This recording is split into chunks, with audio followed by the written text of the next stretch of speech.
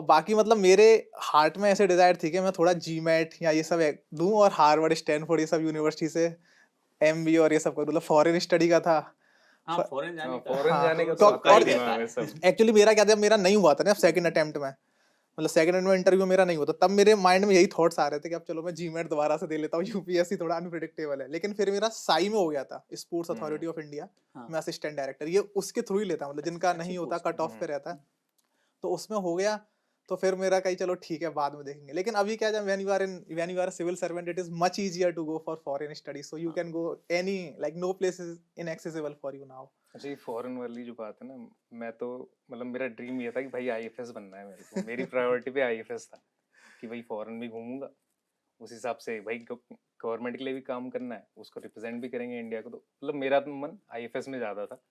But may be CAPF में ही किस्मत लिखी थी, वो भी अच्छी, क्योंकि क्या था, हाँ। मैं तो छोटी जगह का हूँ, तो वहाँ तो आईएएस आईपीएस का ही मतलब चार्म है, नो डाउट। तो मैंने तो उसी को दी थी प्रेफरेंस, और मैं ऑलरेडी सिविल में था, तो मुझे लगा कि वर्दी वाला अगर मिलता है पद तो मैं एक चांस लूँगा। चूँकि मैं मतलब बताना चाहूँगा कि जब मेरा रिजल्ट आया तो मेरी वाइफ मतलब खुश नहीं थी ज़्यादा, क्योंकि मैं हम साथ रह रहे थे। तो जब उनका रिजल्ट आया तो उन्हें लगा अब अलग रहना पड़ेगा, तो मुझे लिटरली 5 महीने लगे उन्हें मनाने में। कई बार बताते हैं ना कि यूपीएससी का सिलेक्शन होते ही घर वाले मतलब चहक जाते हैं, तो फैमिली, चूंकि मैं ऑलरेडी पद पे था, तो उन लोगों को लग रहा था कि इतना दूर क्यों जा रहा है। पर जब मैंने इनको बेनिफिट्स बताए कि मैं दिल्ली रहूँगा, और उसके जो अच्छे पॉजिटिव वे थे वो बताए, जॉब के बताए, तो मुझे टाइम लगा, लेकिन मैं मना पाया। जब रिजल्ट आया तो कैसा क्या रहा? एक्चुअली मेरा जो रिजल्ट आया था ना, ये थर्ड अटेम्प्ट वाला, जिसमें सिलेक्शन हुआ, जिसमें थर्ड अटेम्प्ट, तो इसमें क्या था, मैं उस समय स्पोर्ट्स अथॉरिटी ऑफ इंडिया में था असिस्टेंट डायरेक्टर एडी। तो उस समय मुझे जम्मू जाना था, वहाँ पे एक साई ट्रेनिंग सेंटर रहते हैं, वहाँ पे ट्रायल्स चल रहे थे, सिलेक्शन ट्रायल्स। अब मैं जम्मू में गया तो क्या हुआ, मेरी एकदम सिम बंद हो गई, मुझे इतना आइडिया नहीं था। अब फिर मैंने नई सिम ली, लेकिन वो वाले नंबर मेरे फोन नहीं लग रहे जो नॉर्मल मेरा नंबर है। अब मैं उधर चला गया। अब वहां पे उस दिन वो चली रही थी, जिस दिन रिजल्ट आता उस दिन स्पेकुलेशन तो स्टार्ट हो ही जाती है कि 2 बजे आ रहा है कि 3 बजे, कोई कोई लोग फेक पीडीएफ भी डाल देते हैं, ये सब तो नॉर्मल है। तो मैं ऐसी मोबाइल देख रहा था। फिर मेरा एक दोस्त है, मेरा साई में ही था, शिवम यादव, एडी था, वो मुझे मैसेज करता एकदम कि कॉन्ग्रेचुलेशंस भाई। मुझे लगा धक धक बढ़ गई, मैंने कहा अब क्या हुआ, मैंने पीडीएफ आ गई क्या, ग्रुप पे आ गई पीडीएफ। अब मैंने देखा तो जनरली मैं बाकी अपने दोस्तों से दिखवाता हूँ पीडीएफ, लेकिन उसने ऑलरेडी कॉन्ग्रेचुलेशंस लिख दिया, तो मुझे लगा शायद हो गया, तो खुद ही देख लेता हूँ। तो उस समय हो गया। अब जब हो गया तो रिजल्ट पता चल गया। अब लोगों ने मुझे कॉल किया होगा तो मेरा लग ही नहीं रहा कॉल, उनको लगा कि भाई क्या एरोगेंट हो गया यूपीएससी में रिजल्ट आने के बाद, मतलब ऐसे कुछ तो होगा। लेकिन व्हाट्सएप कॉल लग रही, तो कुछ कुछ लोगों ने ऐसे किया। तो ये वो था। एक्चुअली एक मेरा दोस्त और था, साई में असिस्टेंट डायरेक्टर था, हमारा जो बैचमेट था अजिंक्य। तो उसका क्या था, जो मतलब उससे जो पिछला वाला जो था 30th पे जिसका रिजल्ट आया था, आई थिंक 2021 वाला जो था, उसका क्या था, उसकी शादी थी और उससे एक दिन पहले उसका रिजल्ट आया, और उसमें उसका थोड़ा सा रह गया इंटरव्यू में। अच्छा, तो फाइनल सिलेक्शन नहीं हुआ, और अगले दिन उसकी शादी है। तो बोल रहा है कि भाई यार, मतलब वो बड़ा अच्छा, मतलब एपिक सीन था, बता रहा था शादी में, कि मुझे हंसना पड़ रहा था, अंदर ही अंदर थोड़ा लग रहा था हुआ नहीं।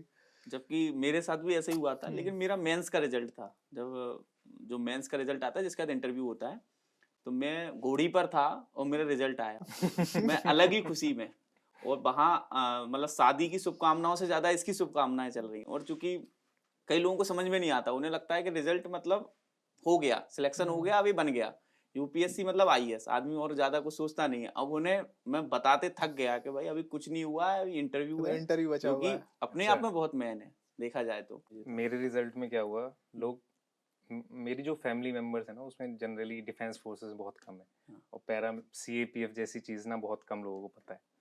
तो जब मेरा हो गया सिलेक्शन, तो अभी तक मैं लोगों को कन्विंस नहीं कर पाया इट्स अ क्लास 1 जॉब। तो लोग मानने को तैयार नहीं है। आदि सिविल सर्विस के अलावा और किसी को क्लास 1 मानता नहीं। लोग आईएएस आईपीएस बस जानते हैं, दे डोंट नो कि यूपीएससी और भी एग्जाम कंडक्ट करता है। तो सीएपीएफ असिस्टेंट कमांडेंट बताने में उनको समझ नहीं आता कि भाई क्या है असिस्टेंट कमांडेंट। तो वो मेरे लिए बड़ा चैलेंज रहता है। तो कोई बात नहीं, लेट्स सी, अपने लिए तो खुशी है भाई कि चलो। हेलो एस्पिरेंट्स, हम में से बहुतों का सपना है आईएएस ऑफिसर बनना, लेकिन ये जर्नी बहुत महंगी है, और इसलिए बहुत एस्पिरेंट्स ने जोश टॉक्स से रिक्वेस्ट किया कि क्या जोश टॉक्स एस्पिरेंट्स को हेल्प कर सकते हैं फाइनेंशियली उनकी इस जर्नी में। तो इसलिए जोश टॉक्स ने कांटेक्ट किया इंग्लिश मीडियम के लिए केएसजी आईएएस के खान सर को और हिंदी मीडियम के लिए संस्कृति आईएएस को। शायद खान सर और केएसजी आईएएस की इंट्रोडक्शन ही देने की जरूरत नहीं है। देश के सबसे जाने माने और रिस्पेक्टेड इंस्टीट्यूट्स में से है केएसजी। सृष्टि जैन देशमुख, शायद आपने नाम सुना हो, सर की ही स्टूडेंट रही हैं जिन्होंने 2018 में AIR 5 हासिल की। वहीं संस्कृति आईएएस के भी बहुत स्टूडेंट्स ने यूपीएससी में टॉप रैंक्स प्राप्त की हैं। कुछ ही समय में उनके भी बहुत स्टूडेंट्स की टॉक्स रिलीज होने वाली हैं। तो जोश टॉक्स ने केएसजी आईएएस और संस्कृति आईएएस से बात की और उन्हें रिक्वेस्ट किया कि क्या वो जोश की फैमिली के लिए एक बहुत बड़ी स्कॉलरशिप दे सकते हैं। मुझे बहुत खुशी है हम सबके साथ ये बात शेयर करने की कि दोनों ही इंस्टीट्यूट्स मान गए। वो जोश की फैमिली के लिए अपने फाउंडेशन कोर्स पे स्कॉलरशिप प्रोवाइड करेंगे, यानी कि वो क्वालिटी की एजुकेशन जिसकी फीस लाखों में जाती थी अब हम अफोर्ड कर पाएंगे।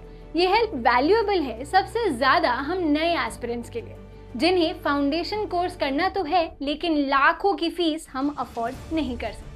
जोश फैमिली की ये स्कॉलरशिप पाने के लिए हम नीचे दिए गए गूगल फॉर्म को फिल कर सकते हैं। जब आपको कॉल आए तो प्लीज ये मेंशन करना मत भूलना कि आप जोश फैमिली के पार्ट हैं, ताकि आपको ये स्कॉलरशिप मिल पाए। जोश टॉक्स को बहुत गर्व है कि अब एस्पिरेंट्स को जोश सिर्फ कहानियों से नहीं बल्कि असलियत में फाइनेंशियली सपोर्ट कर पा रहा है। जोश टॉक्स का सपना कभी भी सिर्फ टॉक्स बनाना नहीं था। जोश का मानना है कि हम सब में एक काबिलियत है अपनी जिंदगी में कुछ बड़ा हासिल करने की, मगर जिंदगी की कुछ परिस्थितियां हमें अपने अंदर के टैलेंट को बाहर नहीं निकालने देती। लेकिन अब कम से कम हमारी फाइनेंशियल स्थिति हमें अपने IAS बनने के सपने से रोक नहीं सकती।